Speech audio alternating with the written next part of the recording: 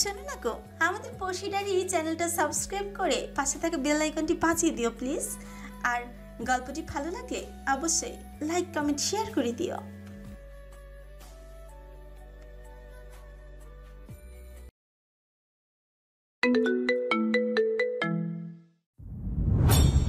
মনিটরে দৃষ্টি রেখে রাউনাফ বলে। উর্বি হাত পা ছড়িয়ে একটা গভীর নিঃশ্বাস ফেলে। রাউনাফ হাত থেকে ট্রান্সডিউসারটা সরিয়ে রেখে বেবির ইমেজ প্রিন্ট করে নেয় উর্বিকে দেখাবে বলে। চোখ থেকে রিডিং চশমা খুলে ফেলে সে। তারপর উর্বির দিকে তাকায়। দু চোখ বন্ধ মেয়েটার। কোর্টে অচেতন হওয়ার পরে সরাসরি এখানে নিয়ে আসা হয়েছে। জ্ঞান ফিরেছে ঘন্টাখানেক হয়ে গিয়েছে, অথচ এখনো অবধি একটি কথাও বলেনি। রাউনাফ খেয়াল করেছে এমনিতে সবসময় ঠিকই থাকে, তবে অতীত সম্পর্কিত বিষয়ের মুখোমুখি হতে গেলে মেয়েটা ভয়াবহ মানসিক চাপে পড়ে যায়। তারপর জ্ঞান হারায়। রাউনাফ উঠে দাঁড়ায়। টিস্যু পেপার দিয়ে উর্বির তলপেটে লেগে থাকা লিকুইড মুছিয়ে দিয়ে উর্বির পেটিকোটের ফিতা ঠিক করে লাগিয়ে শাড়ির কুচিগুলো কোমরে গুজে দেয়। উর্বি চোখ মেলে রাউনাফকে দেখে। রাউনাফের মুখভঙ্গি শান্ত, বরাবরের মতো। রাউনাফ উর্বির একটা হাত ধরে আরেকটা হাত মাথার নিচে রেখে বলে, এখন উঠে বসো। সরাসরি উঠবে না, আগে কাঁধ হও খানিকটা, তারপর ওঠো ধীরে ধীরে। উর্বি উঠে বসে। রাউনাফ এক গ্লাস পানি দেয় উর্বির হাতে। উর্বি গ্লাসের দিকে এক পলক তাকিয়ে চোখ নামিয়ে নেয়, সরিয়ে নেয় হাত। হাতের গ্লাসটা সরিয়ে রেখে রাউনাফ উর্বির মুখোমুখি দাঁড়িয়ে হাত বাড়িয়ে উর্বির থুতনি ধরে। মুখটা উঁচু করে ধরে উর্বির চোখে চোখ রাখে। তারপর একটা চেয়ার টেনে মুখোমুখি বসে। উর্বি তাকিয়ে আছে। রাউনাফ নিচু স্বরে বলে, মাথার কোন বোকাটা কিলবিলিয়ে উঠলো আমাকে বলো, সরিয়ে দেই। উর্বি একটা দীর্ঘশ্বাস ছেড়ে বলে ওঠে, আমার 7 বছরের মৃত্যু যন্ত্রণা একটা শব্দ দিয়ে ব্যাখ্যা করা হলো, বেঈমান। ভালোবেসে আটকে রাখতে আরো অনেক উপায় আছে। সে বেছে নিল প্রেয়সীকে কলুষিত করে তাকে বাধ্য করা থাকতে। সম্পর্কটাকে এতটাই সম্মান করতো যে প্রেয়সীর অসম্মান করতেও দুবার ভাবেনি। তখন আমার বুক ফাটা আর্তনাদও তার কানে পৌঁছেনি। রাউনাফ হাসে। উর্বি তার দিকে অবাক হয়ে তাকায়। রাউনাফ হাসি থামিয়ে বলে, হাসছি কেন জানো? তুমি বরাবর একই রকম থেকে যাবে, তোমার কোনো উন্নতি হবে না। যতখানি দোষ না তোমার ছিল, তার থেকে বেশি লাঞ্ছিত হয়েছে তুমি নিজের দোষে। এই যে আজও নিজের জবাবগুলো ওর মুখের উপর দিয়ে এলে না, জ্ঞান হারিয়ে ফেললে এখন, আর আমার সামনে নিজেকে প্রশ্নবিদ্ধ করছো, যেখানে আমার কাছে কোনো জবাব দিয়ে তার কোনো প্রয়োজনই নাই। সত্যি কোনো দোষ ছিল আমার? প্রশ্নটি করে। উর্বি তাকিয়ে আছে রাউনাফের দিকে। রাউনাফ শুকনো হাসি হাসে, তারপর বলে ওঠে, তা তো আমি জানি না, উর্বি জানে। ঘটনাগুলো উর্বির সাথে ঘটেছে। উর্বি চেঁচিয়ে বলতে থাকে, না, ছিল না, কোনো দোষ ছিল না। আমি চেয়েছিলাম তাকে শোধরাতে, চেষ্টাও করেছিলাম। তারপর যখন ব্যর্থ হলাম তখন হাতটা ছেড়ে দিয়েছিলাম। তাহলে দোষ নেই, ঠান্ডা গলায় বলে রাউনাফ। কিছুক্ষণ পরে আবারও বলে ওঠে, এখন অস্বস্তি হলে চলো, ও এখনো পুলিশ কাস্টডিতে আছে। জেলখানায় নেওয়ার আগে তোমার জবাবটা দিয়ে আসবে। সবসময় তো চুপ করেই থাকলে, আজ ওকে কিছু কথা শুনিয়ে দিয়ে আসবে, চলো। উর্বি চুপ থাকে। রাউনাফ হাসতে থাকে। তারপর কিছুক্ষণ পর মুখটা শুকনো করে একটা গভীর নিঃশ্বাস ফেলে বলে, তোমাকে একজন মানুষ প্রশ্নবিদ্ধ করলো মাত্র, আর আমাকে রোজ রোজ দুনিয়ার মানুষ প্রশ্নবিদ্ধ করে। উর্বি রাউনাফের দিকে তাকায়। রাউনাফ বলতে থাকে, মানুষের চোখে তোমার প্রতি আমার অনুভূতি আশাটাকে, সীমালার প্রতি আমার শ্রদ্ধা ভালোবাসাকে পানসে করে দিয়েছে। সেদিন বন্ধুদের মধ্যেও একজন মজার ছলে বলে ফেলেছে, এরকমটা আমি সবসময় ফেস করে উঠবি, করতে হয়, করতে হবে। তাই বলে কি সীমালার প্রতি শ্রদ্ধা ভালোবাসা ফিকে হয়ে যাবে? মানুষ তোমাকে বিচার করবে উর্বি, কিন্তু যেহেতু নিজের অনুভূতি নিজেকে বয়ে বেড়াতে হয়, সেহেতু নিজের অনুভূতির বিচার তুমি নিজে করে যে ফলাফলটা পাবে সেটা নিয়ে সন্তুষ্ট থাকবে। তুমি নিজের অনুভূতি বিচার করে দেখেছো তুমি এই উচ্ছ্বাসের এই অবস্থার জন্য দায়ী নও, তাহলে তুমি দায়ী নও। মানুষ তো তোমাকে কাঠ করায় তুলবেই উঠবে। আমি রোজ উঠি চেনা পরিচিত মানুষের চোখে, আমার অবুঝ ছেলেটার চোখে, আর এমনিতেও মানুষ সীমালার স্থানে নিজেকে বসিয়ে আমাকে অযোগ্য বেঈমান স্বামী বলবে, আর উর্বির স্থানে নিজেকে বসিয়ে আমাকে যোগ্য স্বামী বলবে। কিন্তু একটাবার কেউ রাউনাফের স্থানে নিজেকে বসিয়ে দেখবে না। তাই নিজের অনুভূতি নিয়ে জবাবদিহিতা আমি মানুষকে করতে বাধ্য নই। তুমিও বাধ্য নাও মানুষের কাছে কৈফিয়ত দিতে। রাউনাফ থামে। উর্বি তাকিয়ে আছে মানুষটার দিকে। তারপর বলে ওঠে, রাউনাফের সম্পর্কে অনুভূতি কি জানাবো? তুমি জানো নিজেকে কার স্থানে বসিয়ে দেখবো? সীমালার? বলো। সীমালা খুব ভাগ্যবতী। কেন বলছো? আমি তো অবিচার করেছি তার প্রতি মানুষের চোখে। অবিচার করেও যার কাছে প্রতিদিন আপনি জবাবদিহিতা করেন, নিজের অজান্তেই এক সমুদ্র অপরাধ দিয়ে বাচ্চাগুলোর সামনে তাদের মাম্মার গল্প বলেন। এমন প্রতারক স্বামী কজন পায় যার দীর্ঘশ্বাস নাম জপে তার, যার সাথে সে অবিচার করেছে? রাউনফ এক দৃষ্টিতে তাকিয়ে আছে উর্বির দিকে। কিছু সময় পরে বলে ওঠে, আর উর্বির জায়গায় বসে কি দেখলে? উর্বি এই লোকটাকে ডিজার্ভ করে না, একদমই করে না। এই অসম সম্পর্কটা আদতে একটা অসম সম্পর্ক, শুধু অসম বয়সের নয়, অসম মানসিকতারও। একজন শুদ্ধ পুরুষকে ভাগ্যক্রমে পেয়ে গিয়েছে একজন আত্মকেন্দ্রিক লোভী স্বার্থপর মেয়ে। কথাগুলো বলতে বলতে টপ টপ করে উর্বির চোখ বেয়ে পানি গড়িয়ে পড়তে থাকে। রাউনফ বলতে থাকে, আর রওনাফের স্থানে নিজেকে বসিয়ে কি দেখতে পাচ্ছ? উর্বি নিশ্চুপ কেঁদে যাচ্ছে। রাউনফ বলে, বলো। উর্বি রাউনফের বুকে ঝাঁপিয়ে পড়ে রাউনফের শার্ট খামছে ধরে থাকে চুপচাপ। খানিক বাদে আটকে আটকে বলে, ধৃষ্টতা নেই আমার এই মানুষটার স্থানে নিজেকে বসিয়ে তার অনুভূতি ব্যাখ্যা করার। শুধু বলবো, মাথায় মনে জায়গা না হলেও পায়ে একটু স্থান চাই এই মানুষটার। আমার মতো স্বার্থপর মেয়েকে আপনার মতো করে শাস্তি কেউ দিতে পারবে না শর্মী পাপা। রাউনফ ম্লান হাসে। উর্বি কাছে একটু পর পর কেঁপে কেঁপে উঠছে। এক হাত উর্বির মাথায় রেখে রাউনফ একটা গভীর নিঃশ্বাস ফেলে। উর্বির মাথাটাকে বুকের সাথে চেপে ধরে বলতে থাকে, স্বার্থপরতার শাস্তি পেতে চাও নিজের মনের মতো করে। আসলেই স্বার্থপর তুমি। মোট ৩,৮৩৭ টাকা। খুচরা টাকাগুলো পরপর ৩ বার গুনেও অর্থের পরিমাণ বাড়ানো কিংবা কমানো গেল না। মোট টাকা ৩,৮৩৭। শর্মির অর্থায়ন, যা সে গত ৪ মাস ধরে জবে থেকে স্কুলে যাওয়া শুরু করেছে, সেদিন থেকে নিজের পকেট মানি থেকে বাঁচিয়ে বাঁচিয়ে জমেছে। এই টাকাগুলো শর্মির কাছে অনেক কিছু, কারণ শর্মি একটা বিশাল পরিকল্পনা করেছে। সাইমি হন্তদন্ত হয়ে ঘরে ঢুকতেই শর্মি তার দিকে তাকিয়ে খিক খিক করে হেসে উঠে বলে, ৩,৮৩৭ টাকা হবে। আমার কাছেও 5,000 আছে, 8,000 হয়ে যাবে। শর্মি তার 4 ইঞ্চির মতো লম্বা চুলগুলোকে রাউন্ড হেয়ার ব্যান্ড দিয়ে পেছনে ঠেলে রেখেছিল। ব্যান্ডটাকে এক টানে সরিয়ে মাথাটাকে এদিক ওদিক দুলিয়ে নিজের সিল্কি চুলে আঙুল চালাতে চালাতে বলে, আপু, আমরা ভিডিও গেম সেট কিনি। সেদিন চুমুর খালামণির ছেলে প্রান্তর জন্য ওর বাবা একটা নিয়ে এসেছে, দেখলাম লেটেস্ট একবারে। সাইমি মুখে চক্রান্ত শব্দ করে বলে, তোর মাথা সবসময় গবরে থাকবে মাথা মোটা। বেবি কি জন্মে ভিডিও গেমস দিয়ে খেলবে? কি খাস রে তুই? শর্মি লজ্জিত ভঙ্গিতে মাথা চুলকাতে চুলকাতে বলে, তাও ঠিক, তবে আমরা দেবটা কি? দাদু গোল দেবে, চাচু চাচিরা গোল দেবে, ফুপিরা গোল দেবে, আমরা কি দেব? গোল তো দেব না। তুই আমার কাছ থেকে টাকাটা দে, আমরা কি দিব সেটা পরে দেখতে পাবি। এমন সময় হন্তদন্ত হয়ে নাবিল ওদের ঘরে ঢোকে। তাড়াহুড়ো করে সাইমিকে বলে, আন্ডা বাচ্চাগুলো চিৎকার করতে করতে আমার মাথা ধরিয়ে ফেলেছে। আমার হেডফোন খুঁজে পাচ্ছি না কোথাও, তোরটা দে। সাইমি মাথা নেড়ে ওর হেডফোন খুঁজতে থাকে। শর্মির টাকাগুলো নিয়ে চুপচাপ দাঁড়িয়ে আছে। শর্মির হাতে টাকাগুলো দেখে নাবিল বলে, এইসব কি? আমার দেখে তো মনে হচ্ছে ভিক্ষে করছিস, সবই খুচরা নোট। কথাটা বলে নাবিল হেসে দেয়। শর্মি তেতে উঠে বলে, জমানো টাকা। বুঝতে পেরেছিস, চেঁচাচ্ছিস কেন? অভদ্র হয়েছিস। এইসব তোদের নতুন মায়ের শিক্ষা। শর্মি কপাল কুঁচকে দাঁড়িয়ে থাকে। বিরক্তিকর একটা ছেলে। একবার নতুন ভাই পৃথিবীতে আসুক, শর্মি পাত্তাই দেবে না এই ভাইটাকে। নাবিল বলতে থাকে, কি করবে এত টাকা দিয়ে? চল পিৎজা অর্ডার করি। নাবিল টাকাগুলো মজার ছলে ছিনিয়ে নিতে চায়। শর্মি দুকদম পিছিয়ে গিয়ে বলে, নতুন ভাইয়ের জন্য গিফট কিনবো। নাবিল থেমে যায়, শর্মির মুখের দিকে তাকায়, তারপর কপাল কুঁচকে বলে ওঠে, যত সব। Nabil, behave yourself. Saimi ধমকে ওঠে।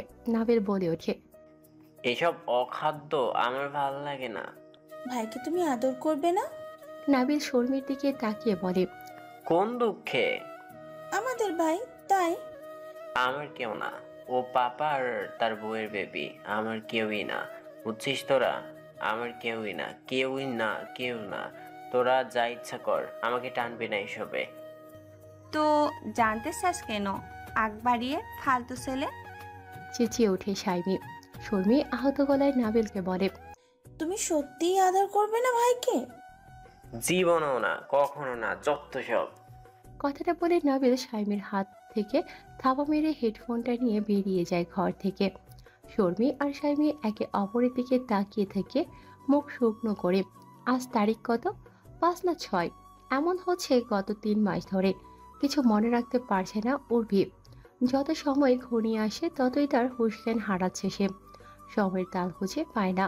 আজ কি বার মনে করতে পারে না। শুধু বিছানায় শুয়ে হাঁসফাঁস করতে থাকে।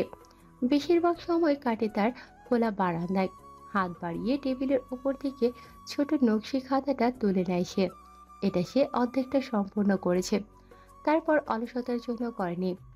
2-3 দিন ধরে পড়ে আছে টেবিলের ওপর। অবশ্য রাউন্ড অফ এসব দেখলে খুব রেগে যায়, তাই রাউন্ড অফ বাড়িতে থাকাকালীন সময়টাতে উর্বি হাত লাগায় না এসবে। বাড়ি থেকে তহুরা অসংখ্য নকশি খাতা শিলিয়ে পাঠিয়েছে। উর্বি হাত বাড়িয়ে ফোনটা তুলে নেয়। ওভারের লোকগুলোর সাথে উর্বির কথা হয় না অনেকদিন হয়ে গিয়েছে, তাই উর্বি ফোন লাগায় রেজাউলের কাছে। ওপাশ থেকে রেজাউল ফোন রিসিভ করেই বলে ওঠে, ভুল করে ফোন দিলি। উর্বি হাসে মুখে বলে, হ্যাঁ, মা খুব দেখতে চাইছে তোকে। তো নিয়ে আসো। কেন আসছো না এখনো তোমরা? মায়ের ইচ্ছে একবারে নাতি নাতনি মুখ দেখবে গিয়ে, আর এদিকে ও অনেক কাজ আছে। তো শ্বশুরবাড়ির জন্য এটা সেটা কত কিছু প্রস্তুত করেছে নিয়ে যাবে বলে। নাতি নাতনির জন্য তার জমানো টাকা দিয়ে একটা আংটি গড়েছে। উনি রাগ করবে ভাইয়া শুনলে। ওসবের প্রয়োজন নেই। আছে, মা প্রথমবার মতো নানি হচ্ছে, তার আনন্দটুকু বোঝ। উর্বি হাসে। তহুরার রেজাউল কবিরের হাত থেকে ফোন নিয়ে অনেকটা দূরে গিয়ে ফিসফিসিয়ে বলে, কোনো অসুবিধে বুঝিস? না ভাবিস, ঠিকঠাক সব। আর শোন, আমরা 2 দিন আগেই চলে আসবো সবাই। উপমাও যাবে। তুই ঘাবড়াস না। অসুবিধে ঠেকলে রণব ভাইকে জানাবি। পারিস তো মুখে তালা লাগিয়ে বসে থাকিস। ওনাকে কিছু জানাতে হয় না ভাবি, উনি আমার জানার আগেই সবকিছু জেনে যায়। ফোনের ওপাশে থাকা তহুরা দেখলো না। কথাটা বলতে গিয়ে উর্বির চোখে মুখে কত রাজ্যের লজ্জা এসে ভিড় করেছে। তহুরা জবাব দেয়, ডাক্তার স্বামী পেয়েছিস, আর এদিকে তোর ভাইকে দেখ। যদি বলি শুনছো, আমার শরীরটা কেমন করছে, বলে একটা নাফা খেয়ে নাও। উর্বি হাসে ভাবির কথায়। হাসে তহুরাও। কথায় কথায় 38 মিনিট কাটিয়ে ফোনটা কেটে দেয় উর্বি। ফোনের স্ক্রিনে আজকের তারিখটা দেখে। আজ মার্চের 7 তারিখ। উর্বির ডেলিভারির তারিখ ইউএসজি রিপোর্ট অনুযায়ী 17 তারিখ। এখনো হাতে 10 দিন বাকি। ফোনটা রেখে উর্বি ধীরে ধীরে নিজের পেটে হাতটা রেখে আয়নার দিকে ঘুরে দাঁড়ায়। খুঁটিয়ে খুঁটিয়ে দেখতে থাকে নিজেকে। এতগুলো মাসে উর্বির শারীরিক গঠন এবং চেহারা সাথে সাথে অনেক কিছুর পরিবর্তন হয়েছে। রণবের তার প্রতি যত্নের পরিমাণ বেড়েছে দ্বিগুণ। শর্মী শায়মের আন্তরিকতা বেড়েছে বহুগুণ। যেটা কখনো বদলায়নি সেটা হচ্ছে নাবিল উর্বির সম্পর্ক। না উন্নতি ঘটেছে না অবনতি। উর্বি একটা দীর্ঘশ্বাস ফেলে। দোতলার লিভিং রুমে আজমিরি আর রুমার বাচ্চারা হইচই করে ক্যারাম খেলছে। গোটা রওশন মঞ্জিল গম গম করছে। চট্টগ্রাম থেকে মোহনা শফিউল এসেছে, অন্তরা শামিউল এসেছে।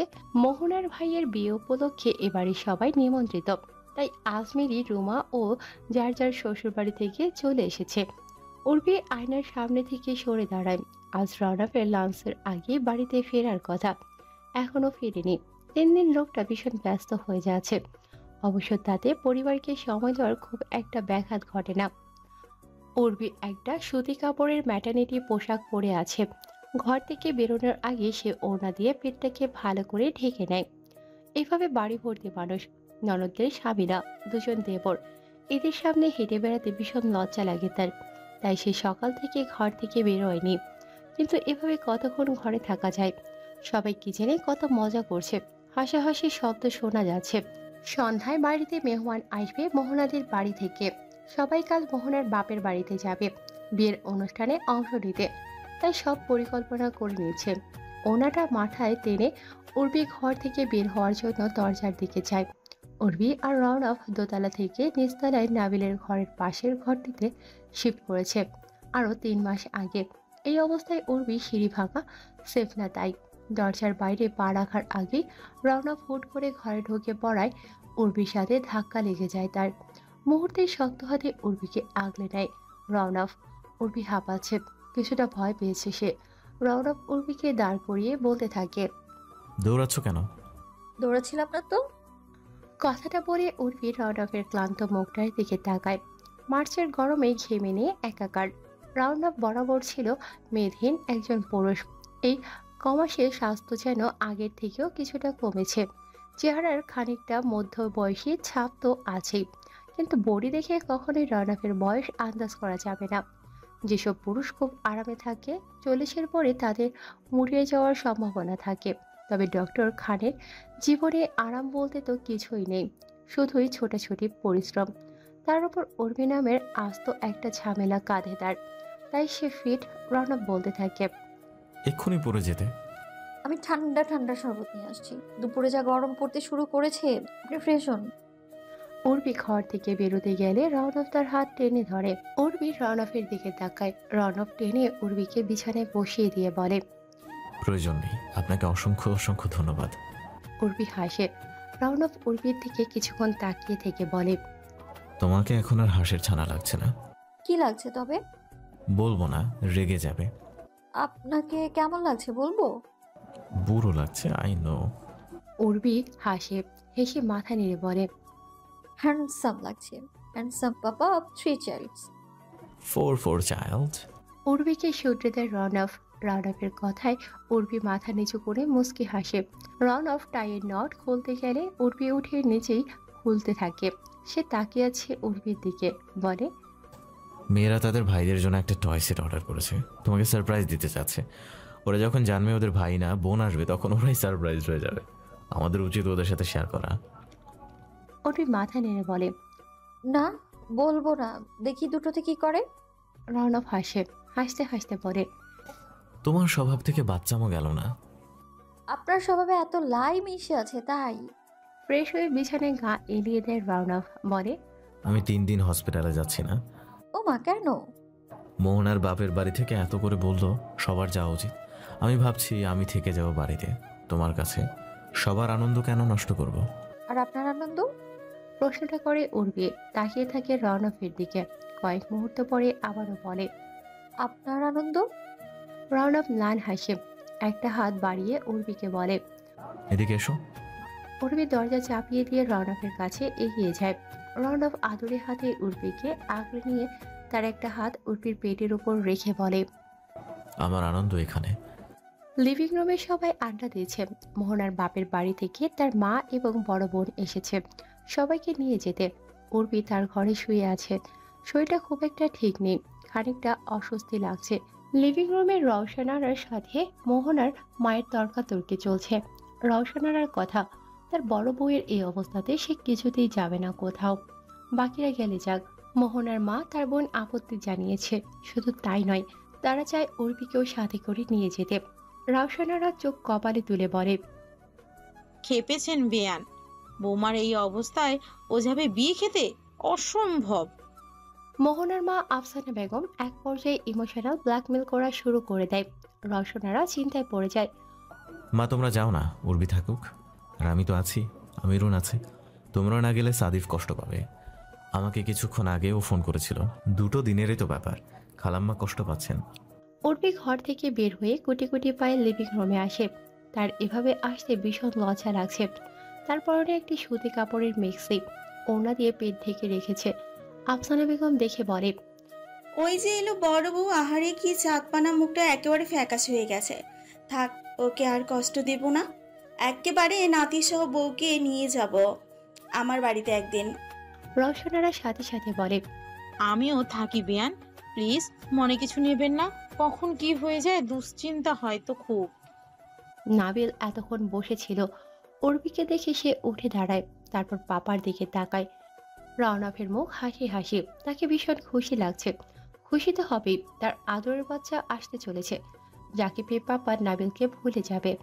আফসানা বেগম নাবিলকে বলে, কি দাদু ভাই, তুই দাঁড়িয়ে গেছিস কেন? বস।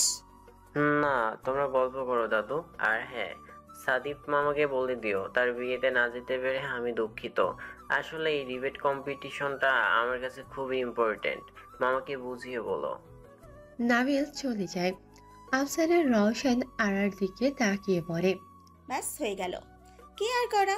এখন আপনি আর বাড়ির সবাই সব গুছিয়ে নিন। বেশি না, মাত্র 2 দিন কষ্ট দিব সবাইকে।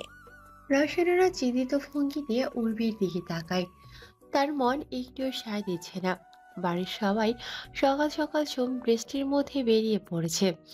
10 তারিখে একটা বন্যা হওয়ার সম্ভাবনা আছে, তাই আবহাওয়া বৈরী কিছুটা। বাড়িতে আছে শুধু উর্বি, রওনক, নাবিল এবং আমিরুন। নাবিল নিজের ঘরে বসে পড়ছে। বাইরে বৃষ্টি পড়ছে। রাজধানীতে শুধু বৃষ্টিপাত হলে দক্ষিণাঞ্চলের অবস্থা ভয়াবহ। সন্ধ্যা পেরিয়ে প্রায় রাত হয়ে এসেছে। রওনক আর উর্বি তাদের ঘরে। উর্বিকে জড়িয়ে ধরে রওনক শুয়ে আছে। উর্বি হাঁপাচ্ছে। রওনক বলে, কি হয়েছে, কষ্ট হচ্ছে? উর্বি মাথা নাড়ায়। সে রওনকের থেকে নিজেকে ছাড়িয়ে নিয়ে উঠে বসতে চায়। রওনক টেনে ধরে। কোথায় যাচ্ছ? আপনাকে কিছু একটা বানিয়ে দিই, বৃষ্টি পড়ছে বাইরে, নাবিলকেও দিই। রওনক উর্বিকে জোর করে শুয়ে দেয়। ধমকে বলে ওঠে, বাড়াবাড়িটা কম করলে হয় না? উর্বি উদাস ভঙ্গিতে তাকায়। রওনক উর্বির কপালে চুমু খেয়ে বলে, আজ মনটা একটু খারাপ মনে হচ্ছে, কি হয়েছে? উর্বি মাথা নাড়ায়। কিছু হয়নি তার, শুধু বৃষ্টি দেখলে তার ভালো লাগে না। বৃষ্টি তাকে সেদিনের কথা মনে করিয়ে দেয়। রওনক বলে, আমার শাশুড়িকে ফোন করে আসতে বলেছি, দিন 2-এর মধ্যেই চলে আসবে। এখনো মন খারাপ? উর্বি মাথা নাড়ায়। মাথাটা রওনকের বুকে রেখে একটা দীর্ঘশ্বাস ফেলে। এই মানুষটা তার জীবনে না এলে সে কি করতো? আদৌ কি এতদিন বেঁচে থাকতো? সেটাই ভাবছে সে। রওনক আর কোনো প্রশ্ন করার আগে তার ফোন বেজে ওঠে। সে বুক থেকে উর্বির মাথাটা আলতো করে ধরে সরিয়ে দিয়ে উঠে ফোনটা রিসিভ করে। কিছুক্ষণ পরে সে উঁচু গলায় ফোনে বলতে থাকে, মানেটা কি? আমি তোমার শিডিউল ক্যান্সেল করেছি আগে ভাগে, আমার পক্ষে এখন সম্ভব না। ওপাশ থেকে লামিয়া বলে, বুঝতে পেরেছি রনব, তবে রোগীর অবস্থা খুব খারাপ। তারা এসে আমার হাতে পায়ে ধরছে, বড্ড মায়া লাগছে। তুমি ছাড়া তো এত কিছু রিস্ক আমি নিতে পারবো না রনব। রোগীর পরিবার তোমার ভরসায় আছে, প্লিজ রনব, বোঝার চেষ্টা করো। রওনক ফোন কানে চেপে ধরেই উর্বির দিকে তাকায়। উর্বি এদিকেই তাকিয়ে আছে। ফোনের ওপাশ থেকে লামিয়া বলতে থাকে, রনব, একটু বোঝো প্লিজ। ঠিক আছে, আমি জানাচ্ছি তোমাকে। শুকনো গলায় জবাব দেয় রওনক। তারপর ফোনটা রেখে দিয়ে উর্বিকে ডাকে। উর্বি? জি, কি হয়েছে? কার ফোন ছিল? উর্বি পেটে হাত চেপে ধীরে ধীরে উঠে বসে। রওনক চিন্তিত ভঙ্গিতে তার পাশে গিয়ে বসে। উর্বি, একটু ঝামেলায় পড়ে গেছি। আজ একটা পেশেন্টের ওপেন হার্ট সার্জারির কথা ছিল, ক্রিটিক্যাল কন্ডিশন। আজ অপারেশনটা না হলে হয়তো একটা অঘটন ঘটে যাবে। এটা ডক্টর মাহমুদের কেস ছিল। ওর শাশুড়ি হঠাৎ মারা গিয়েছেন। এই মুহূর্তে পেশেন্টকে অন্য হসপিটালে শিফট করলে সেটা রিস্কি। সে কি কথা, আপনি যান এক্ষুনি। রওনক শুকনো গলায় বলে। তোমার এই অবস্থায়? উর্বি রাগ দেখিয়ে বলে, মানেটা কি? আজব লোক তো আপনি। মাত্র কিছু ঘন্টার ব্যাপার, আর এখনো তো হাতে ঢের সময়। আপনি এক্ষুনি এত টেনশন করা শুরু করে দিয়েছেন। আরে ঠিক আছে তো আমি, এই যে দেখুন, একেবারে ঠিক। উর্বি উঠে টান টান হয়ে দাঁড়িয়ে রওনককে তার সুস্থতা দেখায়। রওনক ইতস্তত করে। রোগীর জীবনটা বেঁচে গেলে আল্লাহ খুশি হবেন, আর সেটাতে আমাদের সন্তানদের ভালো হবে। আপনি যান, আমিরুন আছে না, ওকে ডেকে আমার রুমে পাঠিয়ে দিয়ে যান। আমি এখানেই শুয়ে থাকবো আপনি না আসা পর্যন্ত। একটুও নড়বো না, লাফাবো না, কথা দিচ্ছি। রওনক বসে থাকে। উর্বি রওনককে ঠেলতে ঠেলতে বলে, যান বলছি। রওনক একরাশ অনীহা নিয়ে চিন্তিত ভঙ্গিতে রেডি হয়ে চলে যায়। যাওয়ার সময় আমিরুলকে আলাদা ডেকে নিয়ে বলে, সারাদিন উল্টাপাল্টা কি সব ভাবে আর দুশ্চিন্তা করে, একটু চোখে চোখে রাখিস। আপনি একটু চিন্তা করবেন না ভাইজান, আমি ভাবির কাছ থেকে নরুম না। রওনক চলে যাওয়ার পর উর্বির মনটা আবারও খারাপ হয়ে যায়। কোনো এক অজানা কারণে সে ছটফট করছে। এই বৃষ্টি তার ভালো লাগছে না। বৃষ্টি কেন থামছে না? আমিরুল উর্বির ঘরে আসে, বিছানার সামনে দাঁড়িয়ে বলে, ভাবি কোনো অসুবিধা? না আপা, তুমি বসো, দাঁড়িয়ে আছো কেন? আমিরুল বসে, উর্বিকে দেখতে থাকে। হঠাৎ বলে ওঠে, একদিন আমি বলছিলাম আপনি একদিন না একদিন ভাইজানের মায়া পইরায় যাইবেন, কথাটা মিলছে নাকি বলেন?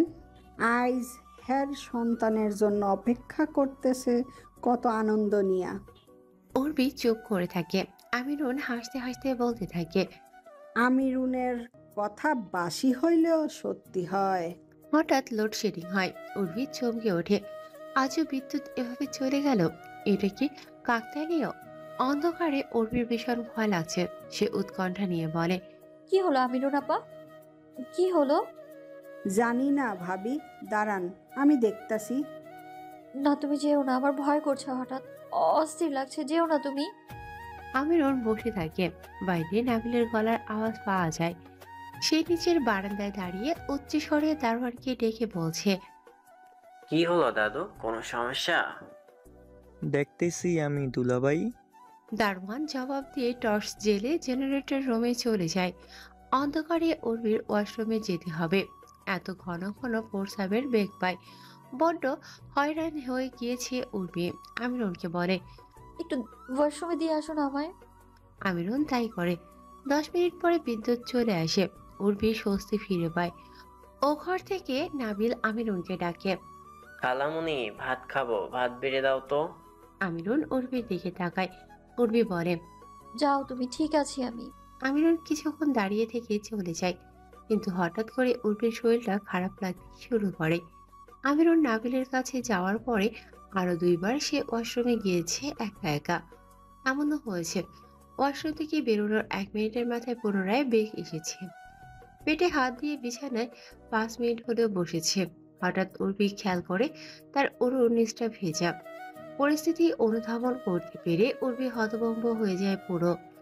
আমিরুন নাবিলকে খাইয়ে উর্বির কাছে আসে। উর্বি ভীত চোখে আমিরুনের দিকে তাকায়। কি হয়েছে ভাবি, কোনো সমস্যা? আমিরুন ছুটে এসে উর্বিকে ধরে। এদিকে একটু দেখো না আপা। পুকিয়ে উঠে উর্বি বলে। আমিরুন উর্বির উরুর দিকে দৃষ্টি দিয়ে চেঁচিয়ে ওঠে, হায় হায় হায় হায়, আপনার তো পানি বানতাছে, হায় হায় হায় হায়, এখন আমি কি করুম? উর্বি ছটফট করতে শুরু করেছে। সে এখন কি করবে? তলপেটে প্রচুর ব্যথা করছে। উর্বি স্থির হয়ে বসে থাকতে পারছে না। আমিরুন ভীত কণ্ঠে বলে, ভাইজান রে ফোন দেন ভাবি। ফোন কই, আমি দিতাছি। আমিরুন ফোন খুঁজতে থাকে। উর্বি পেটে হাত চেপে ধরে কোনো মতে বলে, লাভ নেই আপা, উনি ওটিতে, ফোন বন্ধ ওনার। আমিরুন এখন কি করবে? সে তবুও রওনককে ফোন লাগায়। রওনকের ফোন বন্ধ। যেমনটা উর্বি বলেছে, উর্বির ব্যথা বাড়তে থাকে। সে সহ্য করতে পারছে না। এখন এই মুহূর্তে আমিরুন কি করবে? সে দৌড়ে নাবিলের ঘরে যায়। নাবিল ডিনার সেরে বই নিয়ে বসেছিল একটা। আমিরুন হাঁপাতে হাঁপাতে বলে, নাবিল বাবা, বড় ভাবির শরীরটা ভালো না, খুব অসুস্থ। ভাইজানের ফোন তো বন্ধ, কি করুম এখন? মাইয়াডা বেজায় কষ্ট পাইতাছে। নাবিল খুবই মনোযোগ দিয়ে বই পড়ছিল। অবাক হয়ে সে আমিরুনের দিকে তাকায়। সে কি করবে এখন? আশ্চর্য!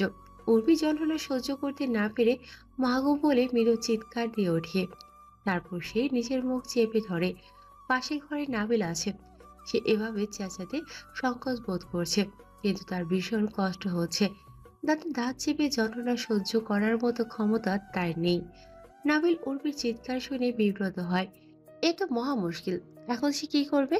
উর্বি হঠাৎ একটা বিকট চিৎকার দিয়ে ওঠে। আমিরুন উর্বির চিৎকার শুনে দৌড়ে উর্বির কাছে আসে। নাবিল ফোন বের করে একবার রওনককে ফোন দেয়। রওনকের ফোন একইভাবে বন্ধ। এখন তবে উপায়?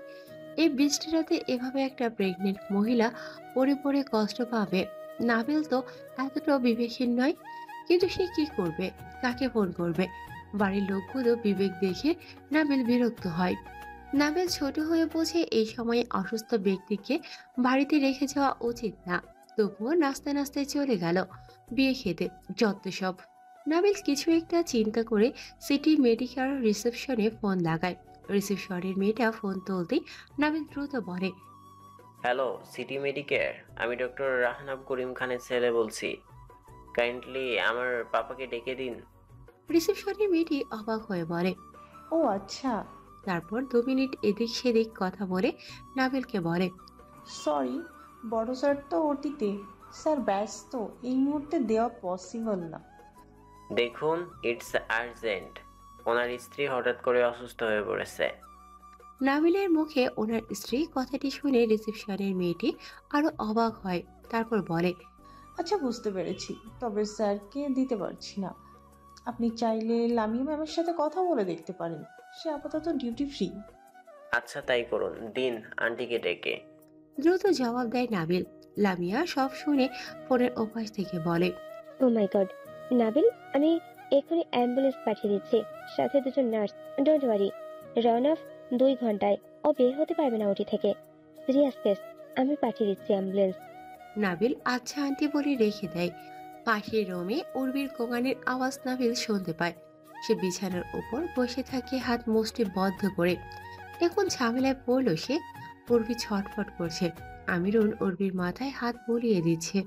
ও ভাবি, একটু ধৈর্য ধরেন, নাবিল বাবা বলছে অ্যাম্বুলেন্স আসতেছে, আর একটু কষ্ট সহায় করেন।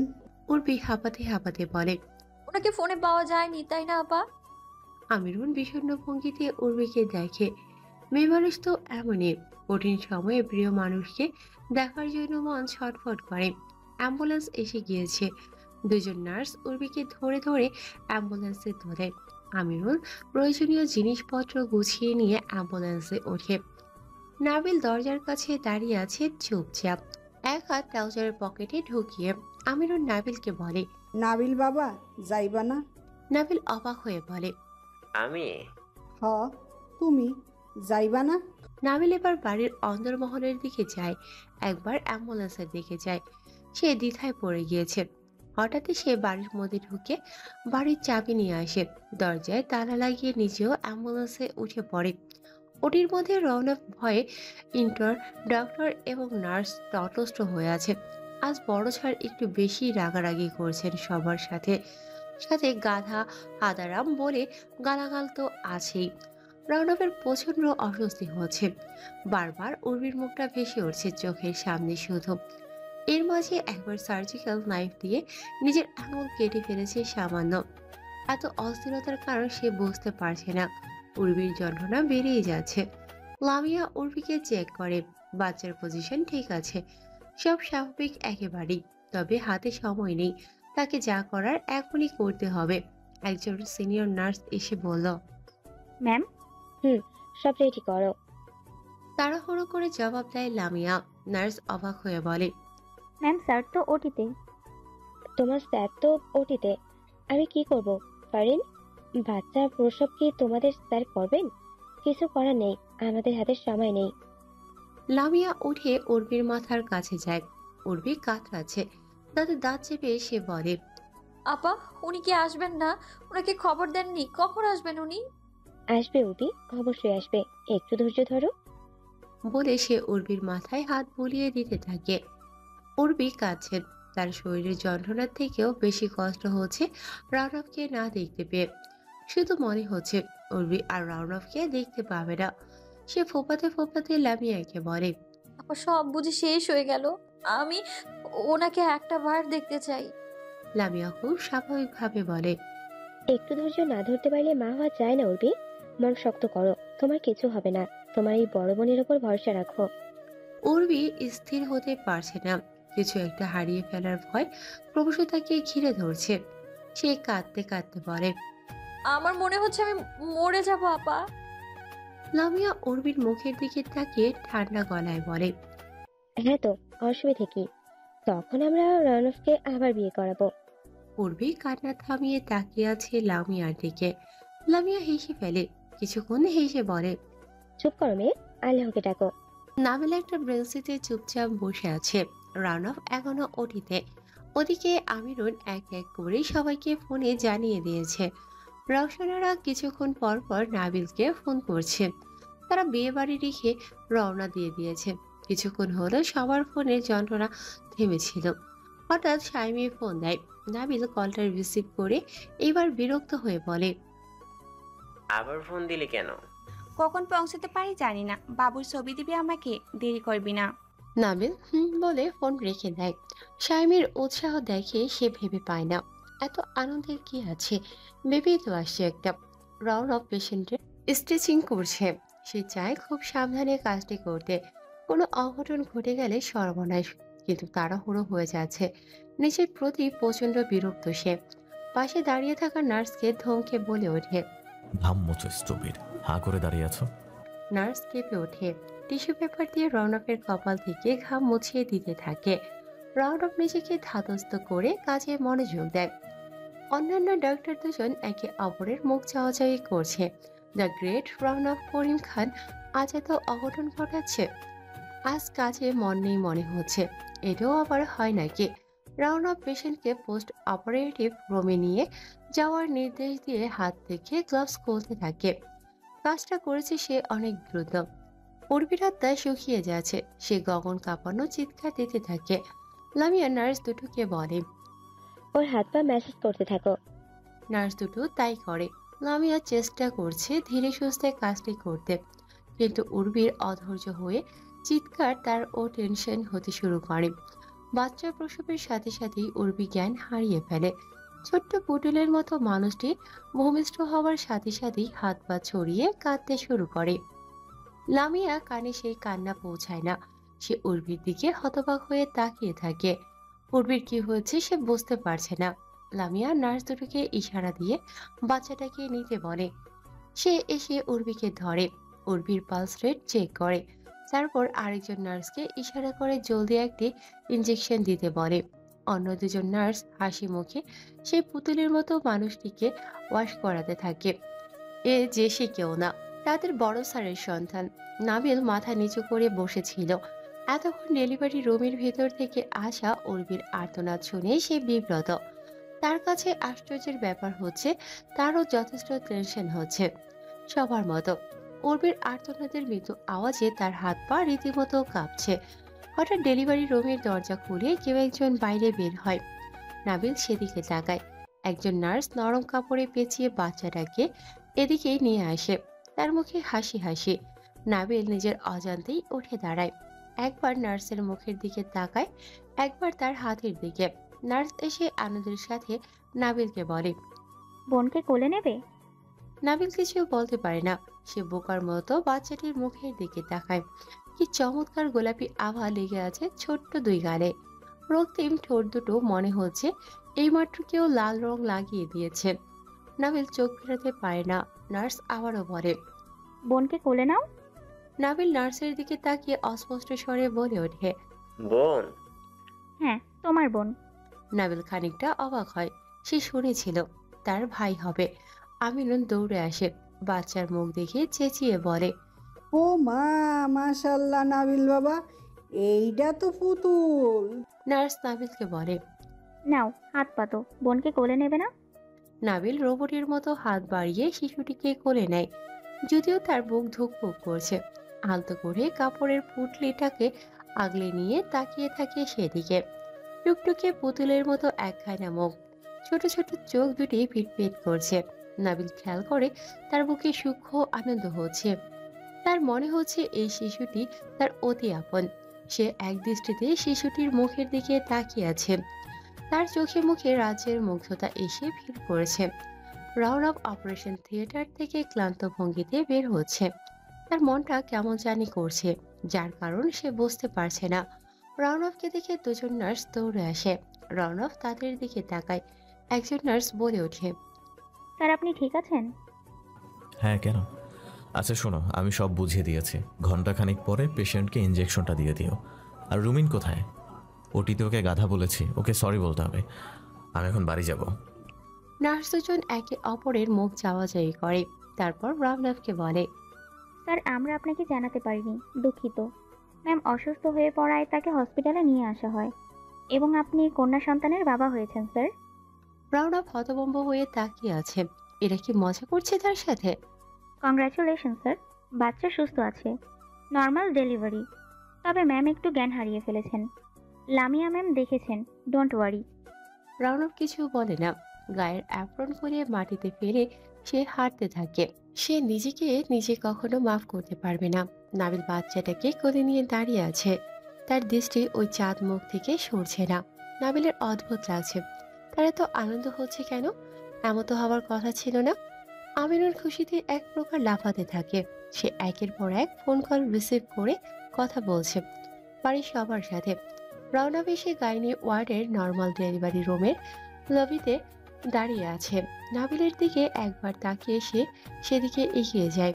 লামিয়া ডেলিভারি রুম থেকে বেরিয়ে এসে রৌনককে দেখে তারপর উচ্ছ্বসিত কণ্ঠে বলে ওঠে, মেয়ে একেবারে মায়ের মতো হয়েছে, তাই না? সৃষ্টিকর্তা মায়ের রূপ ঢেলে দিয়েছে মেয়ের মধ্যে। রৌনক কোনো প্রতিক্রিয়া দেখাতে পারছে না। সে লামিয়ার দিকে তাকিয়ে থাকে। লামিয়া বলে, আমাকে শাড়ি দিতে হবে রৌনক, আমি তোমার মেয়ে ধাইমা।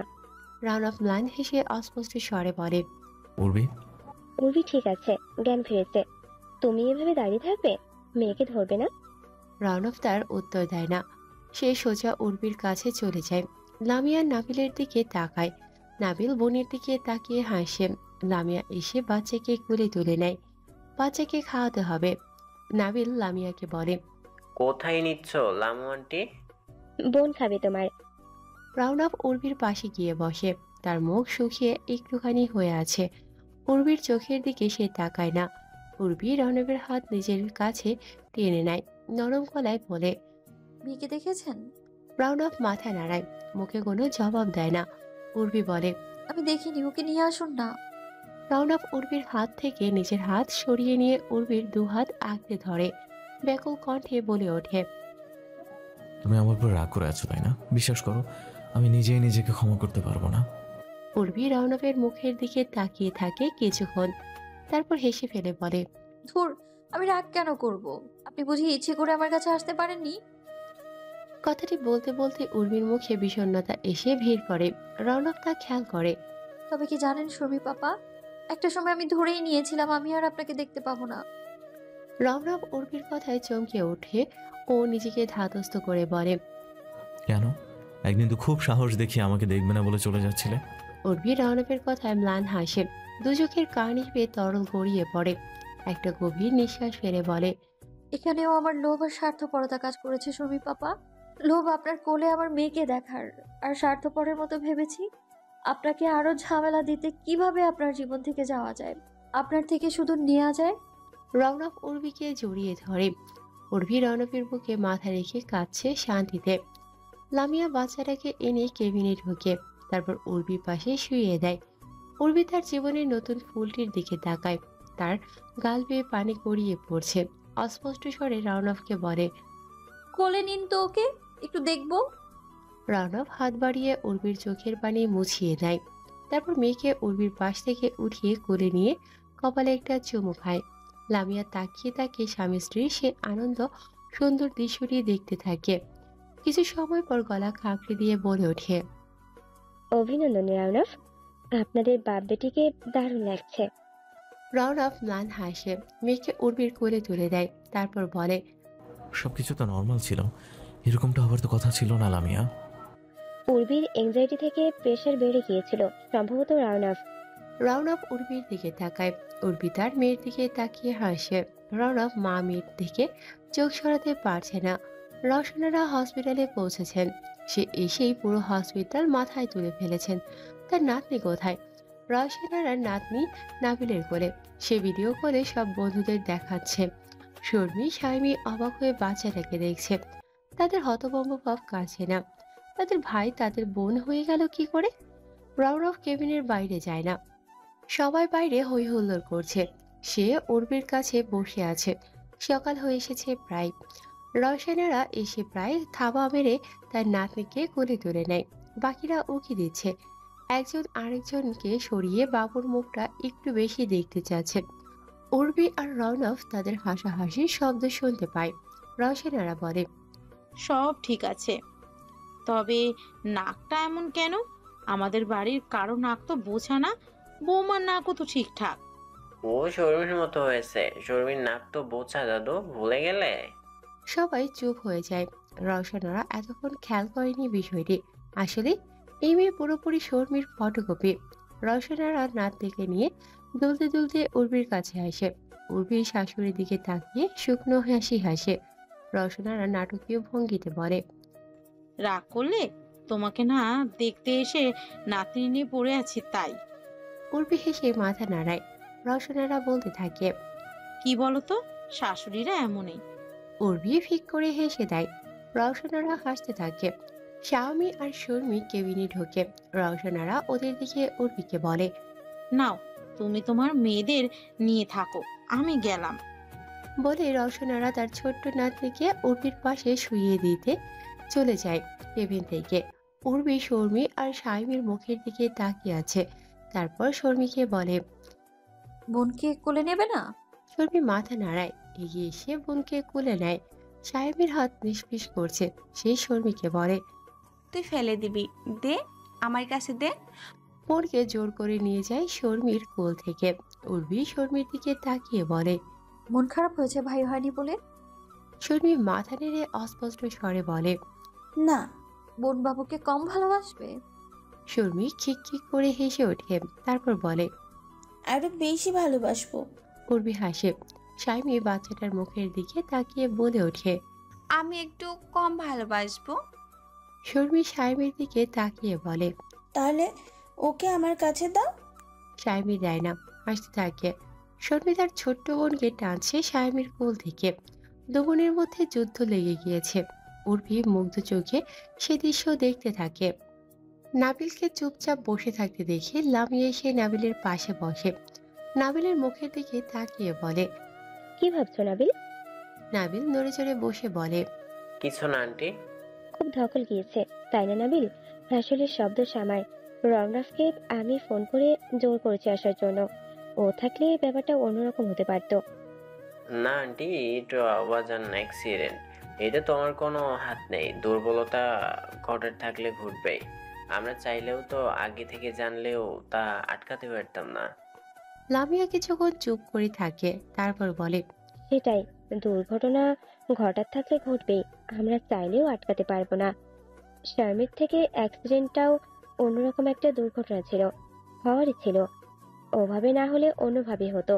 তবে উর্বির হাত ছিল না নাবিল, আমি এটাই বিশ্বাস করি। নাবিল কোনো জবাব দেয় না। সে চুপ হয়ে বসে থাকে। উর্বিকে আর তার মেয়েকে বাড়িতে নিয়ে আসা হয়েছে। বাড়ি ভর্তি মেহমান। উর্বির বাপের বাড়ি থেকে সবাই এসেছে। সে সারাদিন রুমে বসে থাকে। সবাই বাচ্চাটাকে নিয়ে হই হই করে। উর্বি তাকে খুব একটা কাছে পায় না। শুধু ঘুমানোর সময় আর খাওয়ানোর সময়টাতে সে তার মেয়েকে ধরতে পারে। উর্বি বাধা দেয় না। এর মাধ্যমে যদি সবাই একটু ভালো থাকে, খারাপ কি তাতে? সবচেয়ে বড় কথা, নাবিল তার বোনকে চোখে হারায়। সে নিজেই উদ্যোগ নিয়ে তার বোনের নাম রেখেছে রাহা। কি সুন্দর নাম।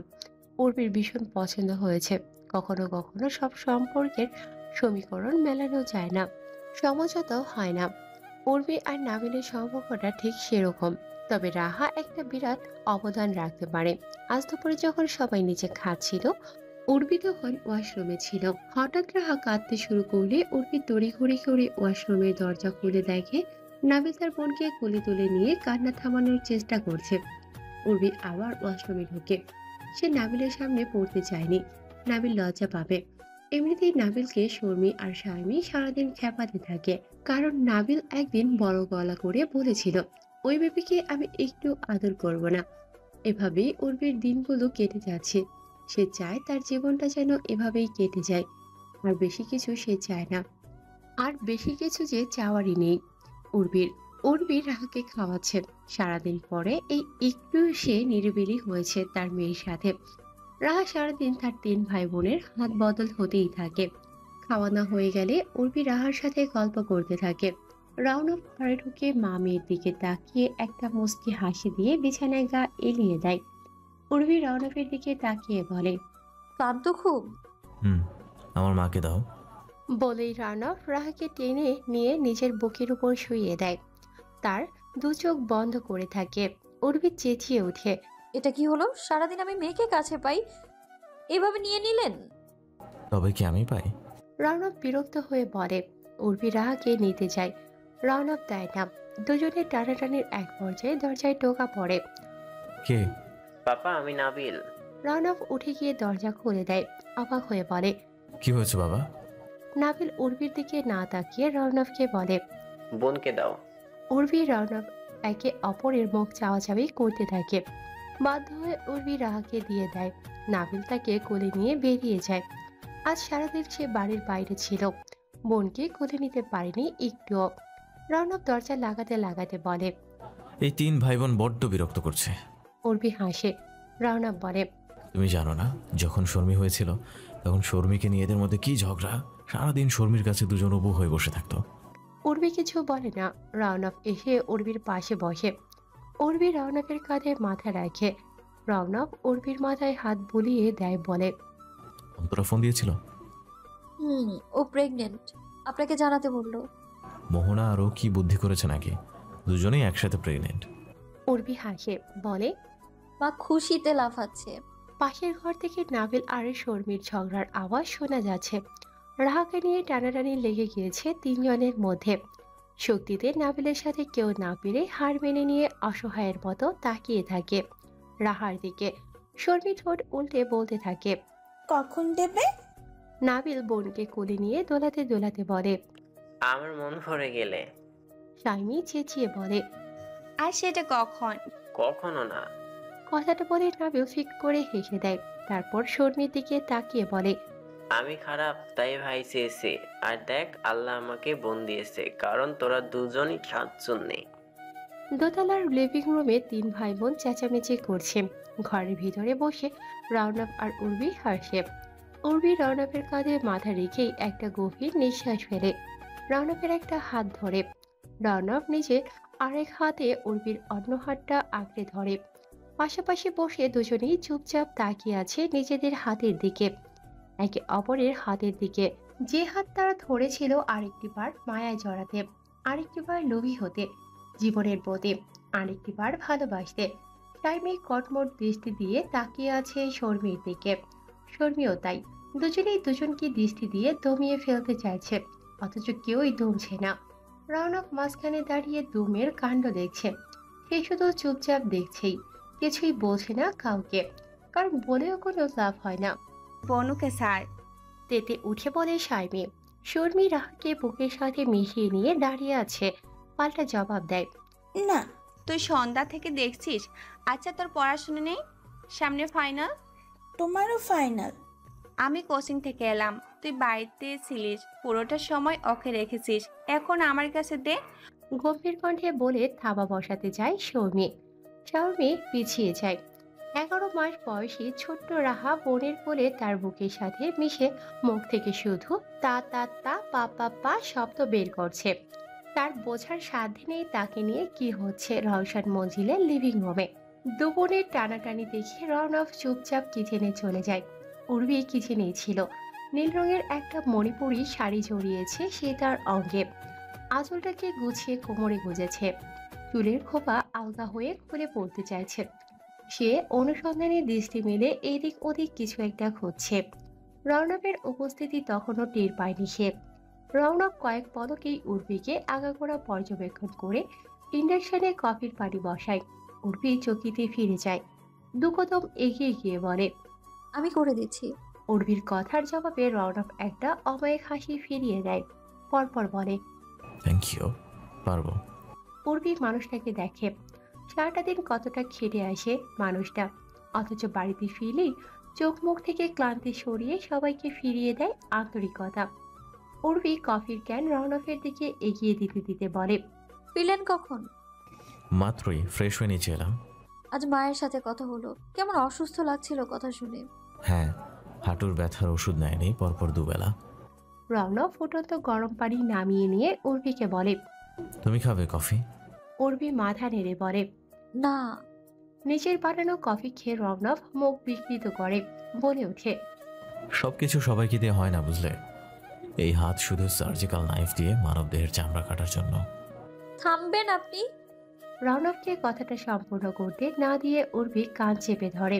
তারপর বলে, ওই হাতের অনেক মহিমা। ওই হাত সবকিছু শুদ্ধ করে, আগলে রাখে সবকিছু যত্নে। রওনক হাসে। উর্বির কপালের রেখা মিলিয়ে যায় মানুষটার সেই হাসি দেখে। কিছুক্ষণ দেখে অস্পষ্ট স্বরে বলে, আমার বাচ্চাদের হ্যান্ডসাম পাপা। রওনক কফির মগ রেখে উর্বির দিকে এগিয়ে আসে। দূরত্ব কমাতেই উর্বি টের পায় তার কোমরে রওনকের উষ্ণ হাত পেঁচিয়ে ধরেছে তার কোমর। দূরত্ব সবটুকু খুঁজে যায়। উর্বির হাত দুটো রওনকের বুকে ঠেকিয়ে রাখে।